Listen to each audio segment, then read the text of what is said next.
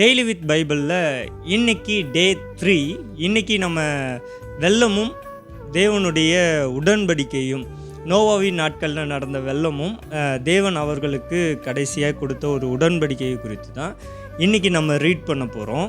இன்றைக்கி நம்ம படிக்க போகிற வேதாகமத்தின் அதிகாரங்கள் எதுனா ஜெனிசிஸ் சாப்டர் 6 to 8 வரைக்கும் என்ன பண்ணுங்கள், வாஸ்து பாருங்கள். ஓகே, இந்த சம்பவம் நடந்த காலகட்டம் எப்போ இருக்கலாம் அப்படின்னு வேத ஆராய்ச்சியாளர்கள் சொல்கிறாங்கன்னா, பிசி 2319 இந்த காலகட்டங்களில் நடந்திருக்கலாம். அதாவது வெள்ளப்பெருக்கும் நோவா வாழ்ந்த நாட்கள் இதெல்லாம் குறித்து என்ன பண்ணலாம், இந்த காலகட்டங்களில் வாழ்ந்திருக்கலாம் அப்படின்னு வேத ஆராய்ச்சியாளர்கள் நமக்கு அழகாக சொல்கிறாங்க. இந்த வேத பகுதியில் நம்ம ஒரு மேஜரான 4 பேர்களை பார்க்கலாம். முதலாவது நோவா.